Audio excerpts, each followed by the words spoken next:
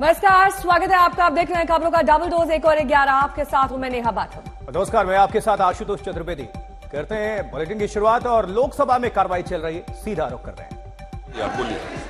जी माननीय अध्यक्ष जी, सबसे पहले तो मैं देश के प्रधानमंत्री माननीय श्री नरेंद्र मोदी जी और उनके मंत्रिमंडल को बधाई और धन्यवाद दूंगा कि उन्होंने देश में एम्स जैसी संस्थाओं को बहुत बड़े पैमाने पर विस्तारित करके देश के करोड़ों लोगों को स्वास्थ्य सुविधाओं का लाभ दिया है। मैं धन्यवाद इसलिए भी दूंगा कि स्वास्थ्य सुविधाओं के विस्तार में मेडिकल कॉलेज की बड़ी श्रृंखलाएं प्रारंभ की, उसमें मेरे संसदीय क्षेत्र के 3 जिला मुख्यालयों पर 3 मेडिकल कॉलेज प्राप्त हुए हैं। इसके लिए भी बहुत बहुत धन्यवाद इसलिए भी दूंगा कि बजट के अंदर 174 नर्सिंग कॉलेज प्रारंभ किए की घोषणा की है, उसमें भी मेरे संसदीय क्षेत्र को लाभ होगा।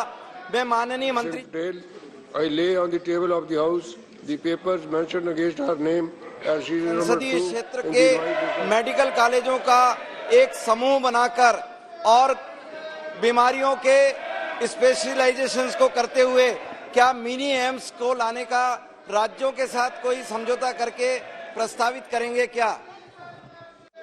ऑनरेबल स्पीकर सर, जैसे माननीय सदस्य ने कहा कि उनके क्षेत्र में एम्स जैसी सुविधा, जो कि आदरणीय प्रधानमंत्री जी के नेतृत्व में एम्स का विजन ही बना रहा कि लोगों को अच्छी ट्रीटमेंट मिले, टर्शरी केयर मिले, रिसर्च पे काम हो और उन्हें उसके साथ ही बच्चों को अच्छी शिक्षा मिले। मैं धन्यवाद देती हूँ आदरणीय प्रधानमंत्री जी के विजन को कि जहां हमारा एक एम था, अभी 22 एम्स बनने जा रहे हैं, जिसमें से 6 फंक्शनल है और जिसमें मध्य प्रदेश में जो है वो भोपाल में एम्स जो फंक्शनल है। माननीय सदस्य ने जैसे कहा है कि उन्हें एम्स जैसी सुविधा चाहिए, तो जरूर उस तौर पे केंद्र सरकार काम कर रही है और जिसमें आज भोपाल में हमारे 4 सुपर स्पेशलिटी हॉस्पिटल के लिए बजट भी दिया गया है। उसके अलावा 14 नए मेडिकल कॉलेज को भी बजट दिया गया है, जो कि अच्छे पैमाने पर सुविधा देंगे। मैं आदरणीय सदस्य को यह कहना चाहती हूँ कि सरकार की मंशा ये है कि गांव-गांव तक अच्छी सुविधा पहुंचे, जिस दिशा में आज हमारी सरकार काम कर रही है।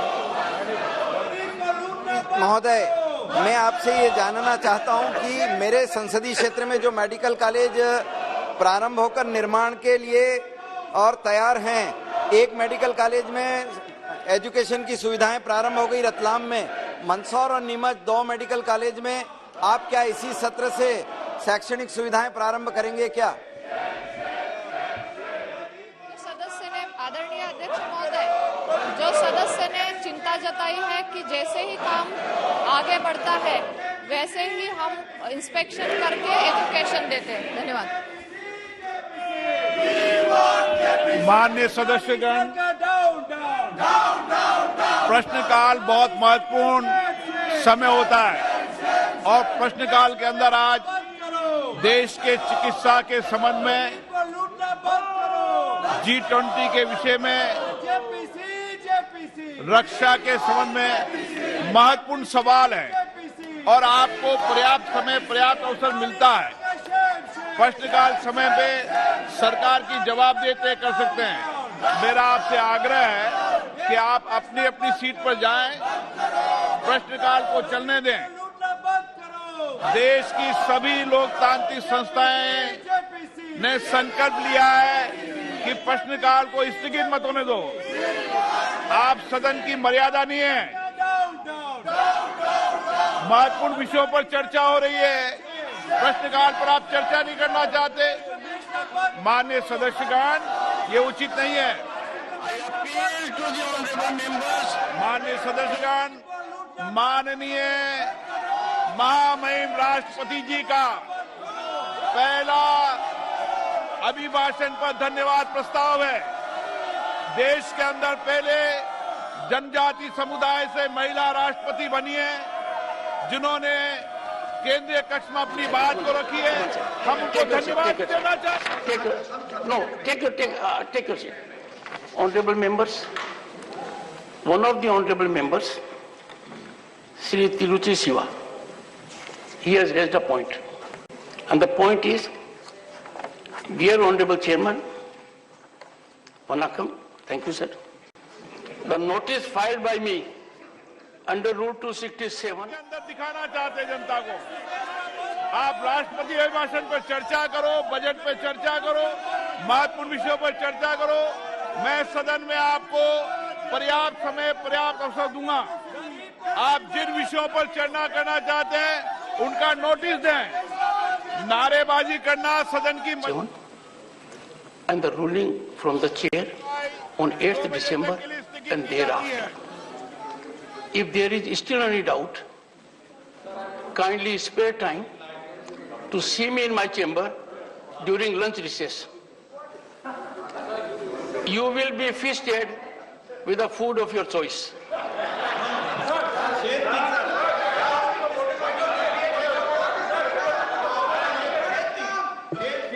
One second.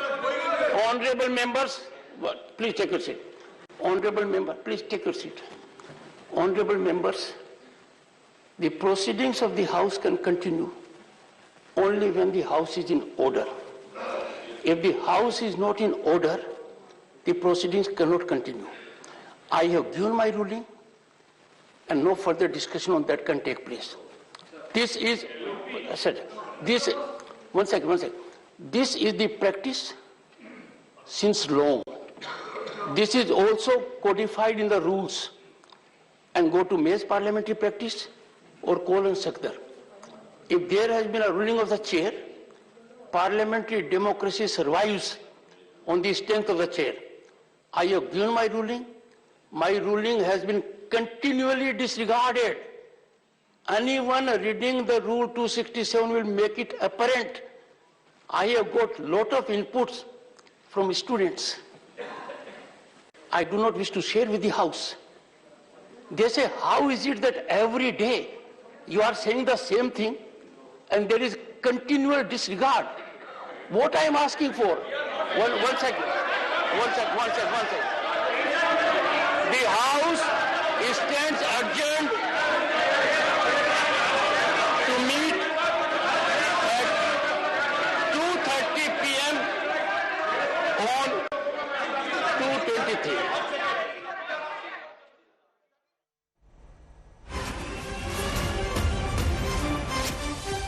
तो संसद के दोनों सदनों की कार्रवाई को 2 बजे तक के लिए स्थगित कर दिया गया है। जैसा कि माना जा रहा था, विपक्ष का हंगामा अडानी को लेकर, और यही वजह है कि जोरदार हंगामे के बीच कार्रवाई को स्थगित करना पड़ा। लोकसभा राज्यसभा दोनों की कार्रवाई 2 बजे तक के लिए स्थगित है। राज्यसभा की हालांकि 2:30 बजे तक के लिए स्थगित कर दी गई है, लोकसभा की 2 बजे तक है।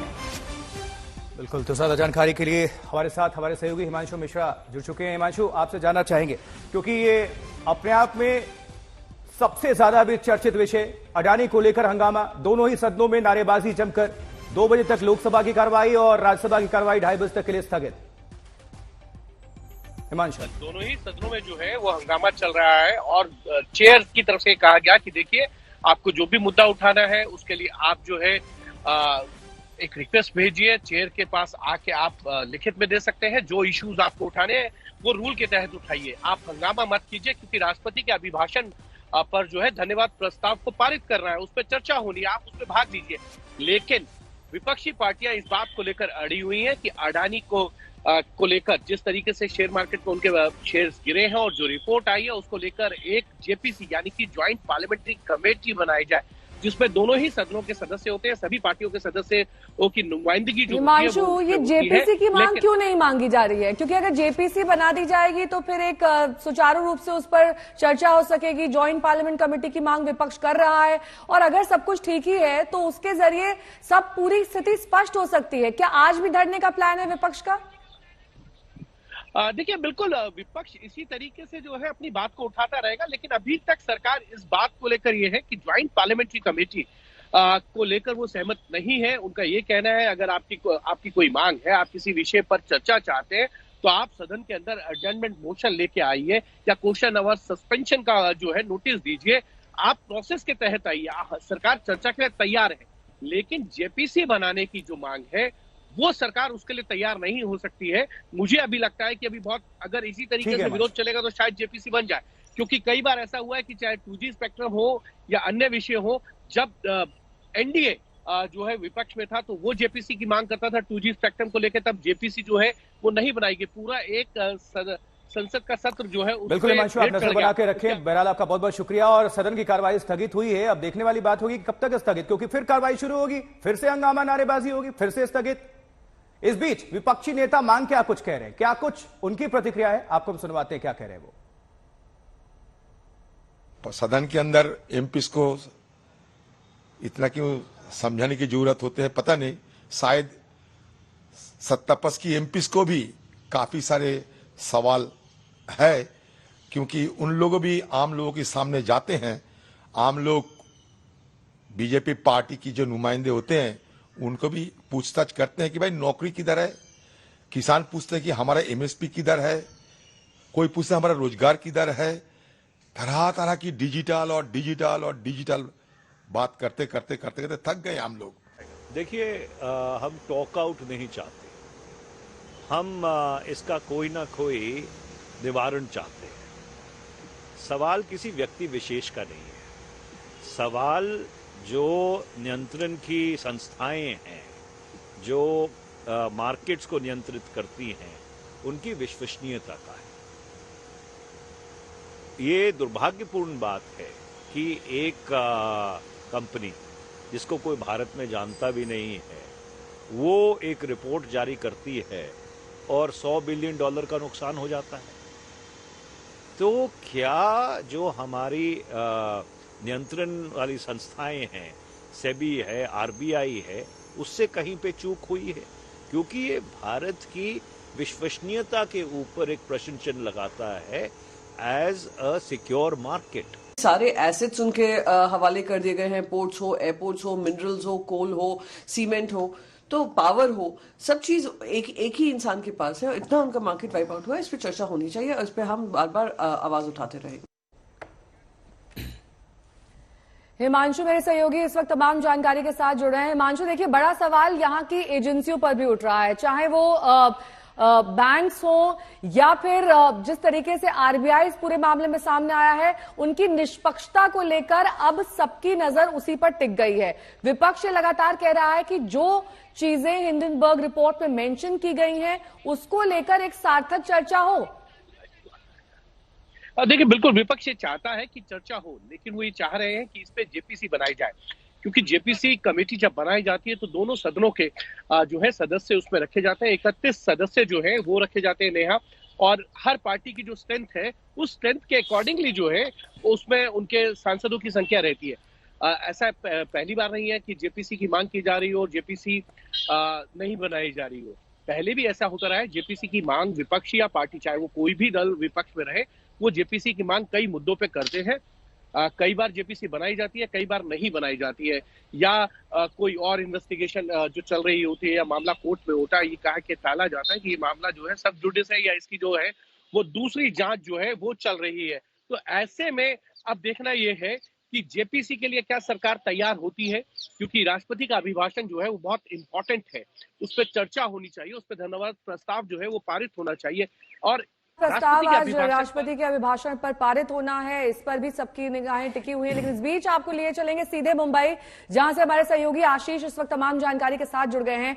आशीष, सुबह मार्केट 400 अंक की बढ़त के साथ खुला था, इस वक्त क्या ताजा स्थिति है? अडानी ग्रुप के शेयर्स किस तरीके से परफॉर्म कर रहे हैं, क्योंकि सभी सुबह लाल निशान के साथ खुले थे?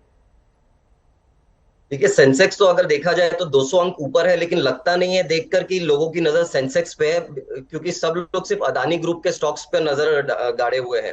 अदानी एंटरप्राइजेस की भी स्टॉक अगर देखें तो सुबह के समय या अभी भी लगभग 30% नीचे है। अदानी पोर्ट्स, पावर ट्रांसमिशन सारे 5 से 10% नीचे ही चल रहे हैं। देखा जाए तो अदानी एंटरप्राइजेस के जो शेयर है लगभग 1000 के आसपास आ गए हैं, जो अगर आज की तारीख में एफपीओ से कंपेयर करें तो आधे से भी कम हो गए हैं। तो कल काफी लोगों को जो लग रहा था कि काफी बोल्ड डिसीजन था कि एफपीओ को वापस ले लिया गया है, आज देखा जाए तो काफी वो सेंसिबल डिसीजन लगेगा, बिकॉज अगर एफपीओ को आगे लेके गए होते तो जो भी इन्वेस्टर्स होते वो आज की तारीख में ही काफी लॉस पे बैठे होते, जिसे मार्केट जार्गन में मार्क टू मार्केट लॉसेस कहा जाता है। तो एक तरीके से देखा जाए तो अच्छा ही डिसीजन हुआ कि एफपीओ को लेकिन विड्रॉ कर आशीष, लिया अब गया। तक 35% तो शेयर्स गिर चुके हैं अडानी ग्रुप के। निकट भविष्य में अनुमान है कि शायद और इनके शेयर्स गिरेंगे इनके ग्रुप के। देखिए, अभी भी अगर हम लोग खबरों के फ्लो को देखें तो कोई ऐसी पॉजिटिव न्यूज फ्लो आई नहीं है, वेदर वो आरबीआई हो, सेबी हो, एसएनपी डाउ जोन्स हो, क्रेडिट स्विस, सिटी ग्रुप, जिसको भी आप देखें नेगेटिव न्यूज फ्लो ही आई जा रहे हैं। तो इसीलिए ये तय है कि ऐसा नहीं है कि stock is clearly out of the woods as of now. अभी भी उसमें काफी प्रेशर है, सेलिंग प्रेशर आएंगे ही।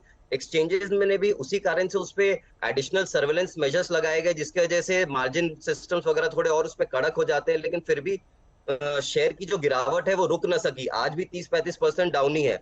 अगर देखा जाए तो एसएनपी डाउ जोन्स ने भी कहा कि वो अदानी इंटरप्राइजेस को अपने सस्टेनेबिलिटी इंडेक्स से हटा रही है।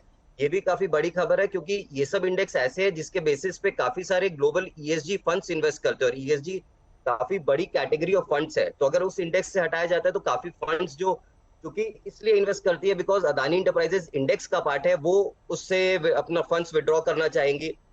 तो अगर निवेशक के हिसाब से देखा जाए तो अभी भी वेट एंड वॉच की स्टेज चल रहा है, बिकॉज अभी भी सेंटिमेंट्स काफी कमजोर है। आगे ये बोलना बहुत मुश्किल है आज की तारीख में कि भाई कहाँ तक गिरेगा, लेकिन अभी भी काफी नेगेटिव न्यूज फ्लो की वजह से स्टॉक पे हमेशा प्रेशर बने रहने वाला है और थोड़े दिन। और हम लोग ये भी देख रहे हैं कि पार्लियामेंट में भी इस पे काफी हंगामा हो रहा है। तो बेशक बात तो ये सही है कि स्टॉक और भी गिरने की अभी प्रोबेबिलिटी काफी अभी और है कि स्टॉक गिर सकता है आगे चल। ठीक है आशीष, बहुत बहुत शुक्रिया इस तमाम जानकारी के लिए आपका। हिंडनबर्ग की रिपोर्ट के बाद अडानी ग्रुप के शेयर्स में उथल पुथल तेज हो गई है। एक तरफ बैंक से आरबीआई ने अडानी ग्रुप को दिए गए कर्ज का ब्यौरा मांग लिया है, दूसरी ओर विपक्ष मोदी सरकार पर ताबड़तोड़ हमले बोल रहा है। सड़क से संसद तक हंगामा है। उन्होंने क्यों नहीं देखा या आरबीआई ने इसके ऊपर क्यों नहीं सोचा, ये सारी चीजें उस वक्त आएगी। वो उनको बोलने ही नहीं दिया, तो बिल्कुल साफ है कि मोदी सरकार इससे भाग रही है, घबराई हुई है। जो न्याय मिलना है, न्याय के लिए भी हम लड़ते रहेंगे। विपक्ष, सारे विपक्ष जब मांगते हैं तो चलो जेपीसी में डाल दिया जाए, ये आसमान तो टूट नहीं पड़ेगी ना। मुद्दा गर्म है, तेवर तल्ख, संसद से सड़क तक हंगामे की पटकथा तैयार है। मुद्दा है देश के अमीर उद्योगपतियों में से एक गौतम अडानी। सामान्य जनता का पैसा जो उसमें फंसा हुआ है, तो इन पैसों के लिए एक घोटाले के बारे में हम ये चाहते हैं कि एक इंक्वायरी हो, या तो ज्वाइंट पार्लियामेंट्री कमेटी से हो या सुप्रीम कोर्ट के चीफ जस्टिस के नेतृत्व में डे टू डे बेसिस पर उसकी इंक्वायरी होके जो भी इसमें गलतियां किए हैं, जो भी हो सकता है, कल के दिन से भी उन्होंने क्यों नहीं देखा या आरबीआई ने इसके ऊपर क्यों नहीं सोचा, ये सारी चीजें उस वक्त आएगी। अडानी की कंपनी पर हिंडनबर्ग की रिपोर्ट, उसके बाद अडानी ग्रुप के शेयरों में उथल पुथल और फिर अडानी इंटरप्राइजेज का एफपीओ वापस लेना। कांग्रेस समेत विपक्ष ने इस मुद्दे को लपक लिया है। विपक्ष इसे आम आदमी की कमाई के डूबने के खतरे से जोड़ रही है। पार्टी नेताओं के बयानों से साफ है कि आज भी संसद में हंगामे के पूरे आसार हैं। जरूर ऐसा ही होगा, क्योंकि हमारे नेता प्रतिपक्ष को मौका भी नहीं दिया गया। नेता प्रतिपक्ष खड़े होकर यही मांग करने वाले थे कि इस पर निष्पक्ष जांच हो, या जेपीसी हो या कोई सुप्रीम कोर्ट मॉनिटर्ड इंक्वायरी कराया जाए। वो उनको बोलने ही नहीं दिया गया। तो बिल्कुल साफ है कि मोदी सरकार इससे भाग रही है, घबराई हुई है, क्योंकि ये मिलीजुली है। ये अडानी का मामला, ये सरकारी मामला है, ये सिर्फ एक कंपनी का मामला नहीं है, और इसमें प्रधानमंत्री इसमें जुड़े हुए हैं।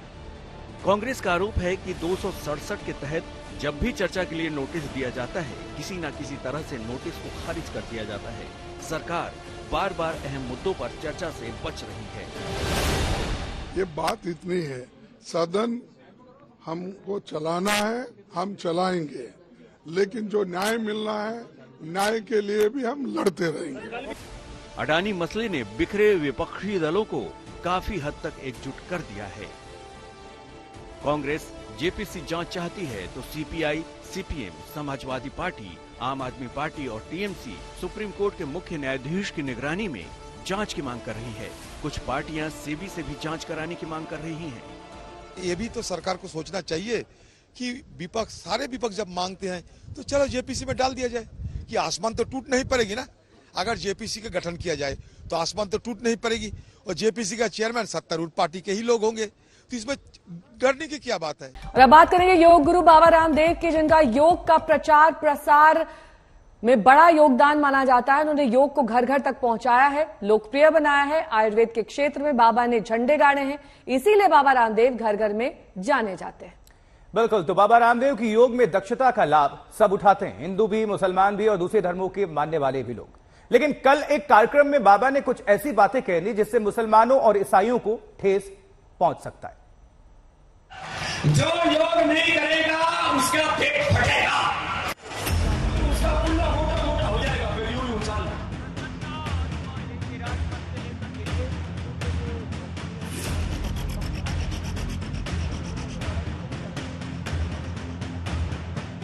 भरे मंच से चर्बी पर चिंता जता रहे थे बाबा रामदेव। तोंद कैसे आपको तबाह कर सकती है ये भी बता रहे थे। समझाने की कोशिश कर रहे थे कि मोटापा कैसे आपको मार डालता है। लेकिन स्वास्थ्य, शुद्धि और शाकाहारी की बात करते करते योग गुरु ने कोई और ही लाइन पकड़ ली। पोषण से पैजामे तक आ गए, कसरत, व्यायाम से भटक कर दाढ़ी मूंछ की राह पकड़ ली। मतलब है टहनी के ऊपर पैजामा पहनो, मूंछ कटवा लो, टोपी पहन लो। ऐसा कोई कुरान कहता है या ऐसा इस्लाम कहता, मैं नहीं कह रहा हूं, लेकिन ऐसा ही कर रहे लोग कि बस फिर तुम्हारी जन्नत में जगह पक्की। और जन्नत में क्या मिले? जन्नत में हुर्र मिले और ठेदारों पेड़ों क्यों बोले। ये बाड़मेर की बात है। यहाँ एक धर्म सभा होती है और उस धर्म सभा में बाबा रामदेव को भी आमंत्रित किया जाता है। इस धर्म सभा में योग गुरु का क्या काम? व्यायामों के विशेषज्ञ बाबा जब धर्म पर बोलने लगे तो दुर्घटना होने लगी। योग गुरु अलग अलग किस्म के अनुलोम विलोम और करने लगे और गैर हिंदुओं को बेवजह कोसने लगे। ऐसी जन्नत तो जहन्नुम से भी बेकार है, लेकिन फिर भी लोग मुंह कटवा रहे, सिर पर टोपी रख रहे और बस पागलपन है। इस्लाम इस्लाम महान, और सारी दुनिया को इस्लाम में तब्दील करना, लोग इसी चक्कर में पड़े। बाबा रामदेव कमाल की कपाल भाती करते हैं।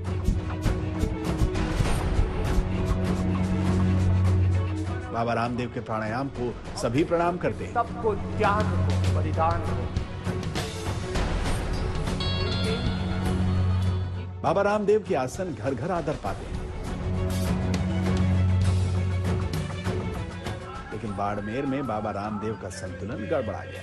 हिंदू धर्म को सात्विक साबित करने, सनातन आचरण को सर्वश्रेष्ठ बताने के चक्कर में बाबा रामदेव इस्लाम और मुसलमान पर उंगलियां उठाने लगे। आप कोई मुसलमान से पूछो था धर्म ठीक है, वो कहे कि बस 5 बार नमाज पढ़ो, फिर जो नमाज हिंदू की छोरियों में उठा के लाओ, जो भी पाप करने करो। वो इस्लाम का मतलब नमाज समझते हैं। घने बात करते हैं हमारे मुंह से मुस्लिम भाई, लेकिन नमाज जरूर पढ़े मेरे बेटा,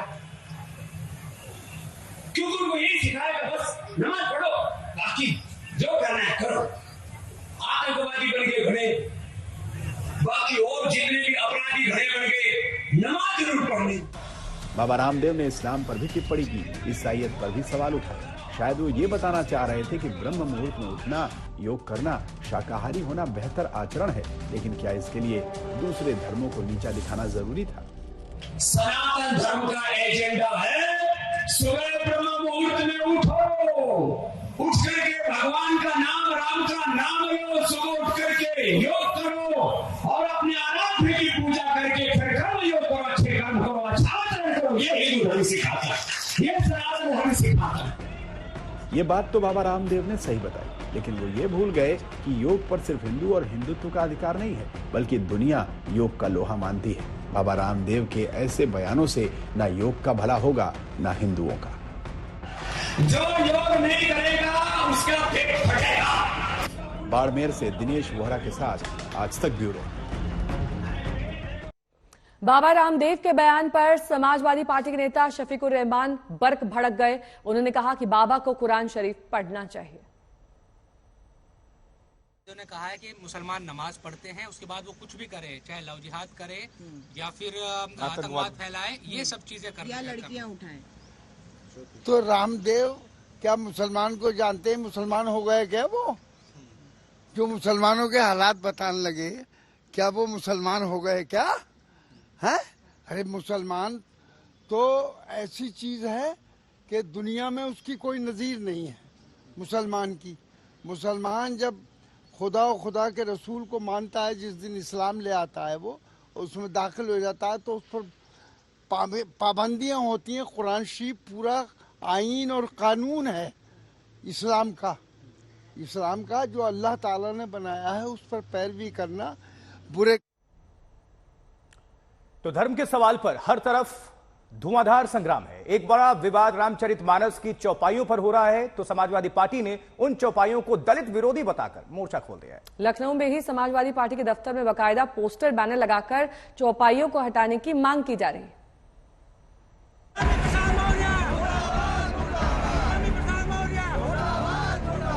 रामचरितमानस के कुछ अंश प्रतिबंधित किया जाना चाहिए। बाराबंकी, आगरा, मिर्जापुर, प्रतापगढ़, अयोध्या। रामचरितमानस पर स्वामी प्रसाद मौर्य की टिप्पणी पर तनातनी जारी है। यूपी के कई शहरों में प्रदर्शन की तस्वीरें आप लगातार देख रहे हैं। निशाने पर स्वामी प्रसाद मौर्य हैं। प्रयागराज से बाबा बागेश्वर की नाराजगी भी सामने आई है। मानस को लेकर यूपी में जलाई गई, आपने देखा विरोध हुआ, कुछ मंत्री हैं, पुराने मंत्री रहे हैं, आपका क्या कहना है? छठे साठ्यम समाज रहते, ऐसे लोग कैंसर का रोग हैं और ये इनको भारत में रहने का अधिकार। लेकिन समाजवादी पार्टी इतना सब कुछ होने के बाद भी स्वामी प्रसाद मौर्य के साथ खड़ी है। रामचरितमानस की कुछ चौपाइयों पर समाजवादी पार्टी की सियासी चढ़ाई जारी है। लखनऊ में समाजवादी पार्टी के दफ्तर में इन चौपाइयों के विरोध में पोस्टरबाजी हो रही है। हम इस समय पर समाजवादी पार्टी के दफ्तर के बाहर मौजूद हैं और पीछे आप तमाम पोस्टर्स देख सकते हैं। ये एक पोस्टर है, शिल्पी चौधरी हैं जो निवर्तमान प्रदेश सचिव महिला सभा की हैं। उन्होंने लिखा है, वर्ण व्यवस्था ने क्यों ठहराया मुझे अछूत। उसके बाद दूसरा पोस्टर लगाया गया है शूद्र गौतम राणे सागर की तरफ से, जिसमें शूद्र समाज की जो बात करेगा वही दिल्ली पर राज करेगा। ये अकेले दो पोस्टर ही नहीं है, तमाम ऐसे पोस्टर हैं। दूसरा पोस्टर आपको एक दिखाई पड़ेगा जिस पे लिखा है, गर्व से कहो हम शूद्र हैं, डॉक्टर शूद्र उत्तम प्रकाश सिंह पटेल। अब तमाम लोग ऐसे पोस्टर्स के में अपने नाम के आगे शूद्र लिखने लगे हैं। समाजवादी पार्टी कह रही है कि रामचरितमानस की कुछ चौपाइयों से एक बड़ा वर्ग आहत है। जिन चौपाइयों से दिक्कत है उन्हें मानस से निकालने में हर्ज क्या है? देखिए, जहाँ तक सवाल रामचरितमानस का है तो समाजवादी पार्टी रामचरितमानस के खिलाफ नहीं है। उसमें कुछ शब्द या कोई एक चौपाई, दो चौपाई ऐसी हैं जिससे हिंदू समाज का एक बड़ा तबका आहत होता है। महिलाएं आहत होती हैं, पिछड़े दलित आदिवासी आहत होते हैं। तो मुझे लगता है कि उसको हटा देना चाहिए। और मुझे ये भी भरोसा है कि आज खुद गोस्वामी तुलसीदास जी होते और उनको लगता कि एक हिंदू का बड़ा तबका उनकी किसी बात से, किसी चौपाई से इतना आहत है, तो वो खुद रामचरितमानस से उस चौपाई को हटा देते। समाजवादी पार्टी के एक और नेता ने ट्वीट कर उन चौपाइयों को हटाने की मांग की है। यानी इस विवाद से कदम पीछे हटाने का कोई इरादा नहीं दिख रहा, न समाजवादी पार्टी की तरफ से न दूसरी तरफ से। शूद्र समाज को अपमानित किए जाने की व्याख्या करता है। शूद्र समाज में आने वाली कुछ जातियों को इंगित कर नीच और अधम कहता है। मैं तो केवल इसी मात्र कुछ बिंदुओं पर, चूंकि ये अपमानजनक टिप्पणी है, गाली है, इसलिए इसको संशोधित किया जाए या प्रतिबंधित किया जाए, एक छोटी सी मांग है। उसमें से कुछ ऐसी चौपाइयां निकाल करके और इस प्रकार से विवाद खड़ा करना और समाजवादी पार्टी के मुखिया श्री अखिलेश यादव जी के इशारे पर सब कुछ करना, मैं समझता हूं कि इसके लिए उत्तर प्रदेश ही के बाहर इनकी कहीं हैसियत नहीं है, लेकिन उत्तर प्रदेश की जनता इनको इतनी कड़ी सजा सुनाएगी। स्वामी प्रसाद मौर्य और केशव प्रसाद मौर्य यूपी के दो बड़े पिछड़े नेताओं के बयानों से साफ है कि यह घमासान चलता रहेगा। आज तक ब्यूरो। और एक बवाल गोमांस यानी बीफ को लेकर भी जारी है। देखिए, कल आरएसएस का एक बयान सामने आया कि मजबूरी में गोमांस खाने वालों के लिए घर वापसी का दरवाजा खुले रखने की बात कही गई। आरएसएस के उस बयान पर नया राजनीतिक घमासान शुरू हो चुका है। कुछ मुस्लिम सियासी नेताओं की तीखी प्रतिक्रिया आ रही है। जिनके पूर्वज जो है वो हिंदू है, वो आज उनसे पूजा पाठ कर रहे हैं, उनके क्या है वो हमारे विचार नहीं। जिनके पूर्वज जो है वो हिंदू।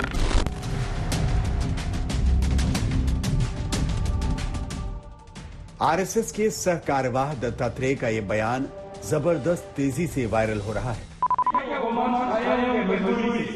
लेकिन किसी कारण से वो दरवाजा नहीं बंद कर सकते, इसलिए वो घर के अंदर आ सकते थे, घर वापसी करवा सकते।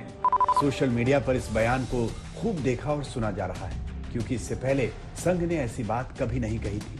तो फिर सवाल है कि गोमांस को हिंदू विरोध का बड़ा प्रतीक मानने वाले आरएसएस की सोच में बदलाव क्यों और कैसे आ गया?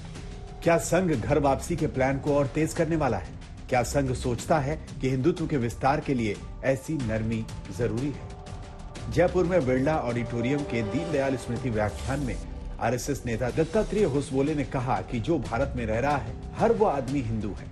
लेकिन उनके इस बयान पर नई बहस शुरू हो गई। समाजवादी पार्टी के एक सांसद ने याद दिलाया कि होसबोले जैसे नेता हिंदुओं का हिंदुस्तान पर हक जताना छोड़ दें, क्योंकि सवर्ण हिंदू तो खुद बाहर से आए हैं। भारत में रहने वाले, असल भारत के रहने वाले जो थे वो शूद्र, दलित, द्रविड़, रेड इंडियंस ये थे, जंगलों में रहते थे। सेंट्रल एशिया से लोग आए, उन्होंने ये हिंदू मजहब डेवलप हुआ। ओरिजिनल इंडियंस कौन है आपको मालूम नहीं है? वो शूद्र हैं, सब दलित हैं, द्रविड़ हैं, ये सब लोग। समाजवादी पार्टी के एक और नेता ने कहा कि संघ घर वापसी की उम्मीद छोड़ दे, क्योंकि जो मुसलमान है वो मुसलमान ही रहेगा। ये तो गलत है उनका बयान। कोई वापसी नहीं होगी, जो मुसलमान है वो मुसलमान रहेगा, और जबरदस्ती वो किसी को हिंदू नहीं बना सकते। हम मुसलमान हैं, मुसलमान रहेंगे, नंबर 1 के मुसलमान हैं हम। ये नंबर 1 का मतलब क्या?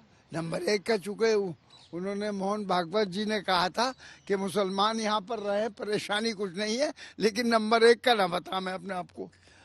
तो नंबर 1 का हिंदुस्तान की आज़ादी में सारी कुर्बानी हमने दी, जेलें काटी, सीने पे गोलियां खाई, फांसी के पंदे पर चढ़े, लेकिन हम नंबर 1 के नहीं है।